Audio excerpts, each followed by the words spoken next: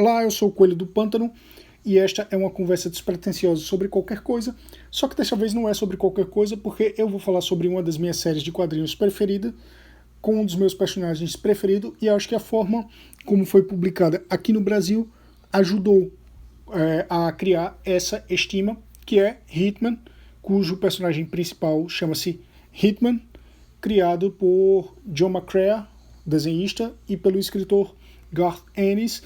Na verdade, apesar do personagem ser Hitman, ele se refere como Hitman apenas uma vez. Ele refere-se a si mesmo como Hitman apenas uma vez, na primeira edição, e raramente algum coadjuvante ou algum super-herói com quem ele faz crossover se refere a ele como Hitman também.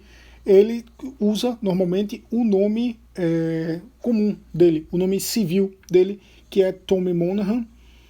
Hitman é um título mais para, primeiro, para ter uma cara de título de quadrinho e mais para descrever o que é o personagem, um assassino de aluguel, de que é para ser um codinome de herói dele, até porque é uma criação do Garth Ennis, e Garth Ennis não gosta muito dessa coisa de super-herói. Mesma coisa com o Preacher, por exemplo, que também é criação do Garth Ennis. E o Hitman, ou melhor dizendo, o Tommy Monahan, é um ex-fuzileiro naval dos Estados Unidos que, depois que largou as Forças Armadas, passou a trabalhar como assassino de aluguel, só que com um código de ética bastante próprio, em que ele só matava, ele só apagava pessoas más, gente que ele considerava má. É quase como um justiceiro da Marvel na DC Comics, só que trabalhando por dinheiro, em vez de ser movido pelo o senso de justiçamento muito próprio dele.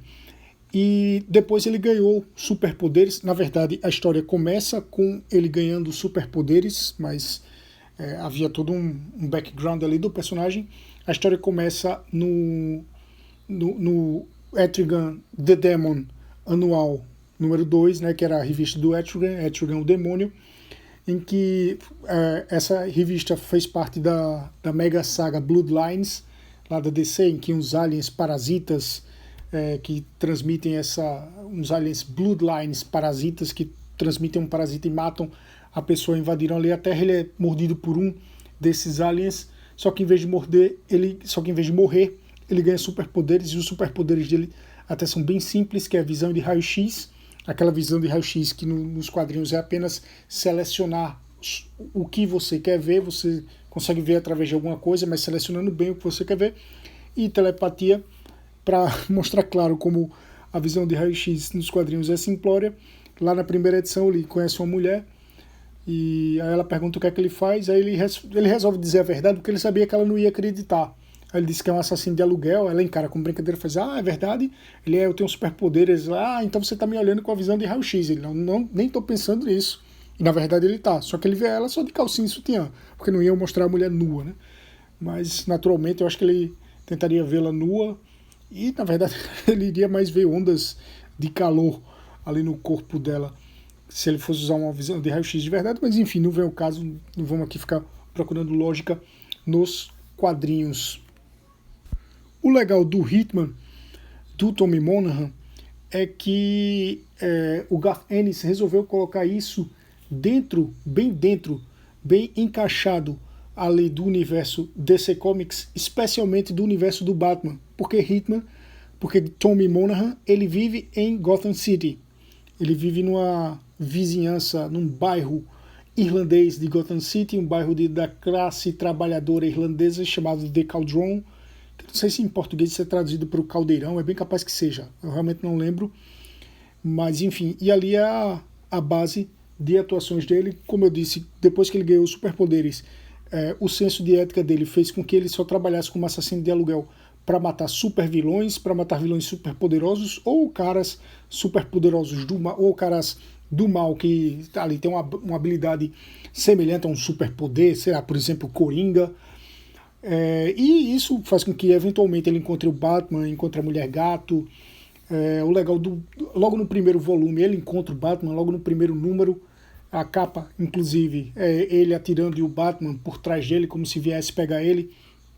E aí o Garth Ennis, logicamente, ele estava trabalhando para DC, ele não podia sacanear tanto assim o Batman, mas ele sacaneia legal quando o Batman encontra com o Tommy Monahan, olha pra ele e faz: quem é você? Aí o Batman continua lá sério, sisudo com aquele caráter dele, e aí o Monahan responde: brincadeira. E aí corre, o Batman persegue o Monahan. E tem uma hora que o Monahan pensa: eu não posso matar o cara, ele é muito querido aqui, se eu fizer isso vai dar merda. Ou seja, fica implícito, o Garth Ennis deixa implícito que se o Tommy Monahan quisesse, ele mataria o Batman.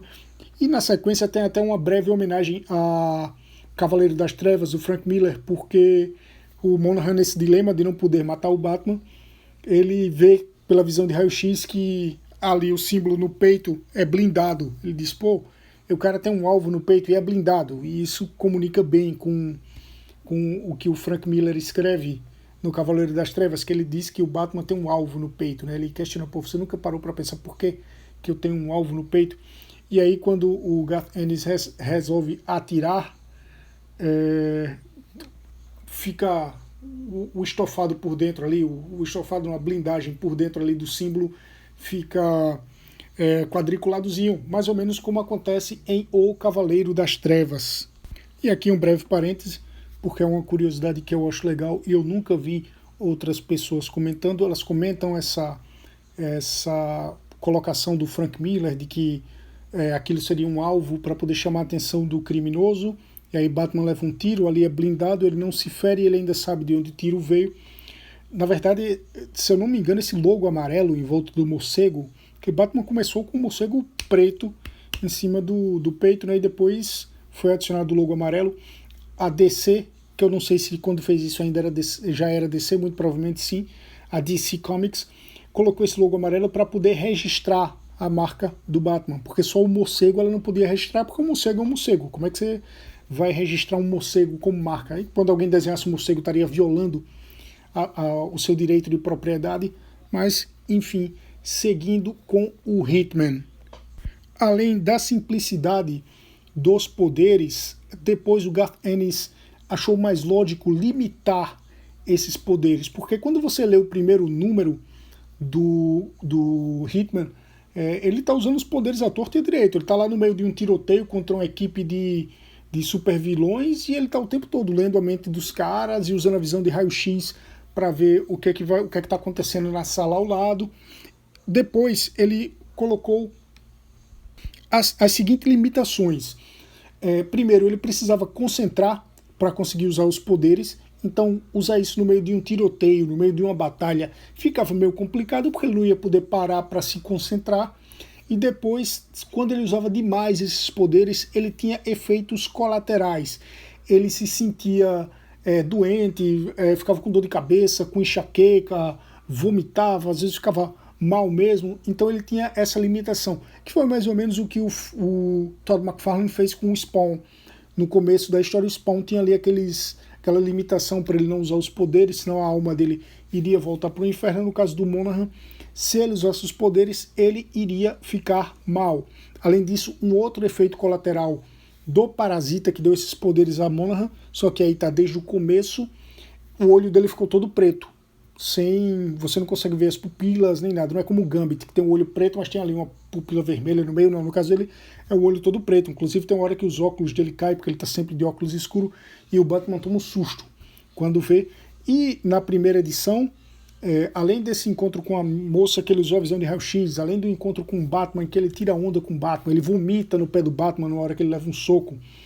Tem uma hora que ele está cercado por guardas. Eu acho até que o começo da primeira edição ele é cercado por guardas, ele levanta as mãos e diz: ferrou, os guardas me cercaram e eu não atiro em tiras, eu não atiro em policiais. Ou seja, ele deixa ali bem claro o senso de moral dele, apesar de ser um assassino de aluguel. É aquela história que é até bem comum nos quadrinhos, a gente sempre fica levantando se realmente existe algum senso de moral num cara que trabalha dessa forma, mas enfim, o Justiceiro tem, o Tommy Monahan tem, e outros vilões, o Spawn tem, outros heróis e vilões extremistas aí tem lá os seus sensos de justiça e de moral. Além disso, a galeria de personagens do Tommy Monahan é bem diversificada, tem um monte de malandro ali que são os melhores amigos dele, com quem ele se relaciona. Tem o Ned, que é um parceiro de longas datas do Monahan, foi fuzileiro naval e veterano da Guerra do Golfo, como ele. Tem o Sean Noonan, que é uma espécie de exemplo para Tommy, ali uma espécie de figura paterna. Tem o filho do Sean Noonan, que é o Pat Noonan, que é, aliás, não é filho, é sobrinho do Sean Noonan, Pat Noonan, que é o melhor amigo de infância do Tommy Monaghan. Tem a Deborah, que é a garota porque ele é afim no longo do quadrinho, não é a moça que ele olhou com a visão de raio-x no primeiro volume. Essa aí é uma descendente de indianos com quem ele namora por um período, até que ela descobre que ele é um assassino de aluguel e resolve terminar o relacionamento com ele. Ele até diz, pô, mas eu contei a você quem eu era desde o começo, desde que a gente se conheceu lá, mas você sabia que eu não iria acreditar, que eu iria achar que era uma brincadeira. Você não insistiu que estava falando sério.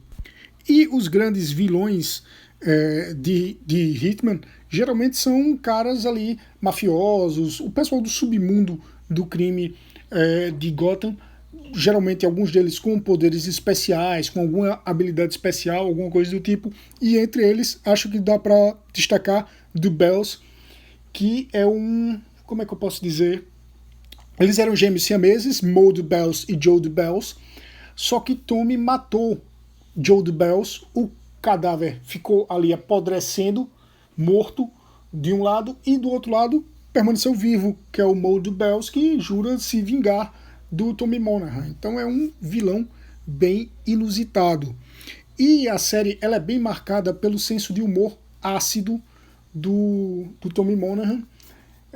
Por exemplo, tem um quadrinho da Liga da Justiça que a participação dele é muito pequena. A Liga está recrutando novos membros e aí ele vai.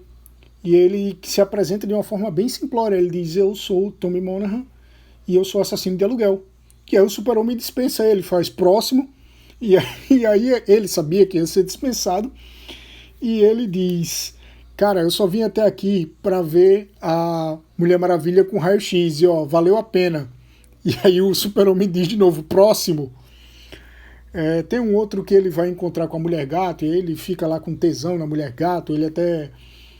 primeiro que para encontrar a Mulher Gato, ele improvisa um gato sinal, um cat sinal. Ele mata um gato, ou pega um gato morto, não lembro. Isso hoje talvez tivesse problemas com defensores dos animais, etc. Mas enfim, ele pega um gato morto, bota num projetor, num holofote, e liga o holofote contra as nuvens. Aí aparece ali o gato projetado contra as nuvens, e a mulher gato vai encontrar com ele fica apaixonado pela mulher gato. Depois ele faz uma piada do tipo, pô, quando você toma banho me chama para eu dar uma lambida na sua banheira, um negócio assim. Ele faz uma piada insólita, ele apanha da mulher gato porque passa cantada de baixo calão nela. Enfim, esse lado cômico ele contrasta bem com o lado violento do personagem e das histórias, principalmente das histórias, porque o personagem em geral ele é bem humorado. Isso parece exatamente com o quê? Isso parece o Deadpool da Marvel. Só que o Tommy Monaghan, ele não é tão pateta quanto o Deadpool. Na verdade, ele não é pateta. O senso de humor dele é mais irônico.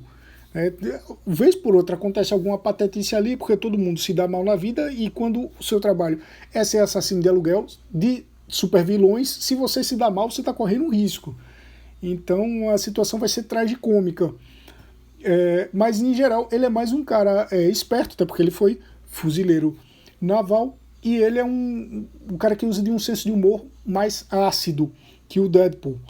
Até porque o Deadpool tem uma história de vida bem escrota, e ganhou os poderes dele no programa Arma X lá, que deixou ele meio louco também. E o Monaghan não tem esse negócio de quebrar a quarta parede como o Deadpool tem. Ele quebra através de recordatório, que é o que a maioria dos super-heróis fazem, mas ele não é senciente nem quebra da forma que o Deadpool quebra. Só que isso tudo deixaria o personagem perfeito para ser utilizado pela DC Warner no cinema. Poderia ser o Deadpool da DC Warner.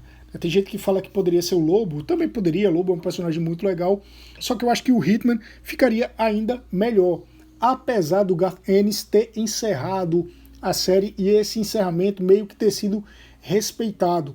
Inclusive ele foi mencionado em outros momentos por outros personagens da DC, como o Super-Homem, por exemplo, o que deixa bem claro que aquilo está no cânone.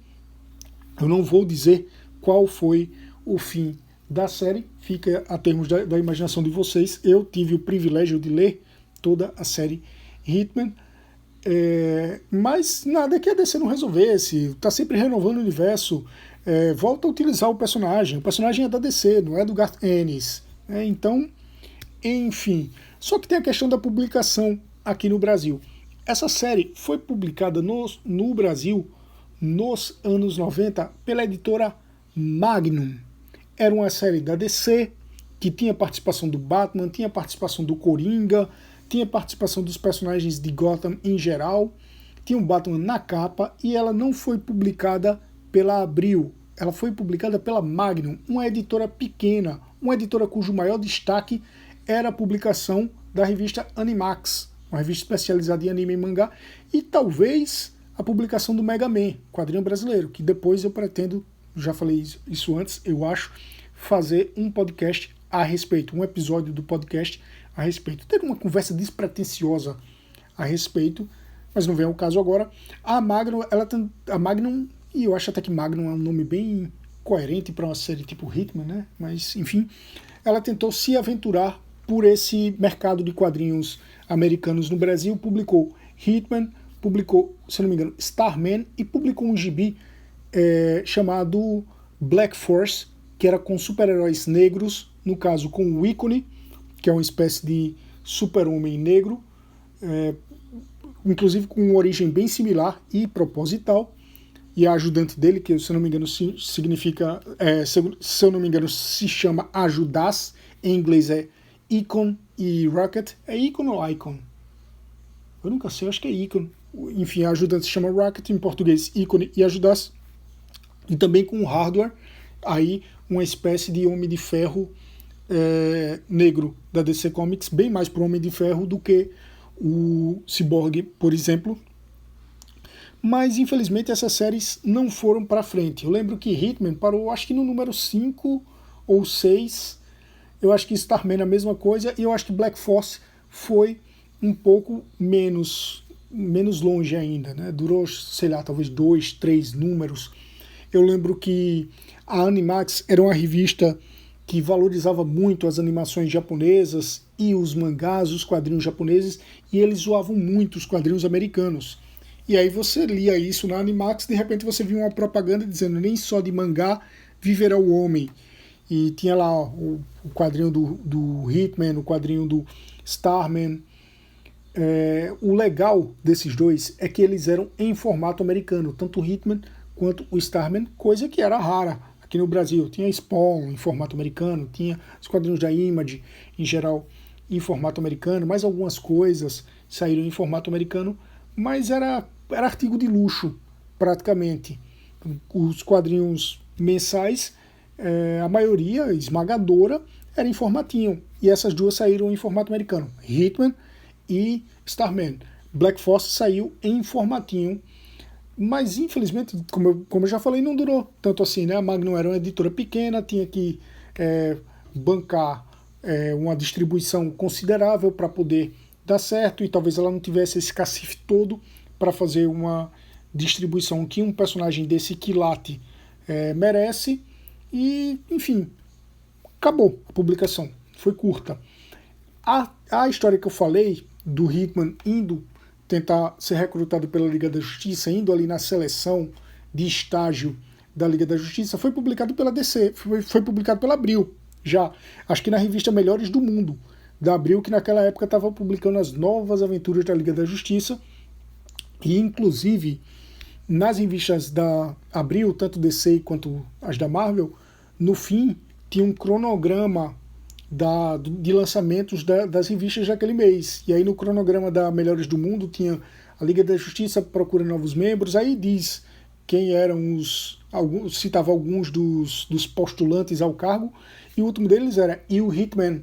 Ou seja, eles tinham consciência de que a gente sabia quem era o Hitman, porque ele não tinha sido apresentado através da DC Comics ainda. Aliás, não tinha sido apresentado através da Abril Jovem ainda, só pela Magnum. Eles sabiam que pela Magnum teve alguns leitores ali, quem era mais interessado em quadrinhos tinha tido esse contato com o personagem. Mas, enfim, Hitman foi isso. Foi uma cria dos anos 90 que só sobreviveu aos anos 90 porque essa era a intenção do autor, do Garth Ennis, que queria ali contar uma história fechada, junto com seu parceiro John McCrea, que por sinal é o mesmo nome do vocalista daquela banda de rock alternativo Cake, mas aqui eu estou falando do quadrinista.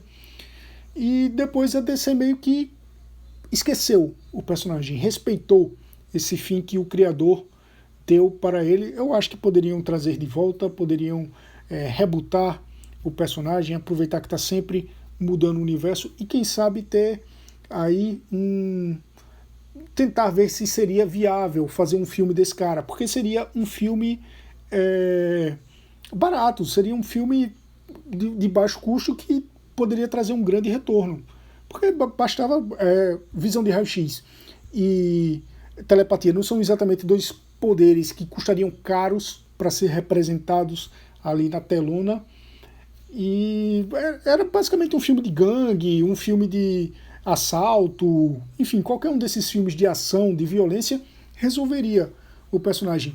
O Hitman ainda deu o azar de depois ter surgido o jogo Hitman, que não tem nada a ver com ele, é uma outra história, que também virou filme e acabou ficando mais conhecido por esse nome. Eu acho que se eu disser Hitman, qualquer um vai pensar no jogo e, consequentemente, no filme do jogo, não no personagem de quadrinhos.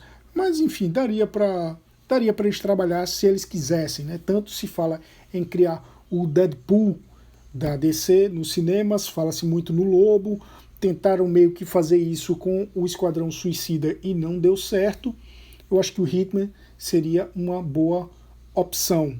Então, quem leu esses quadrinhos que pintaram nas bancas brasileiras ali muito brevemente nos anos 90, leu algumas histórias bem divertidas, apesar de não ter ido muito longe. Então é isso por este episódio. É só e até a próxima conversa.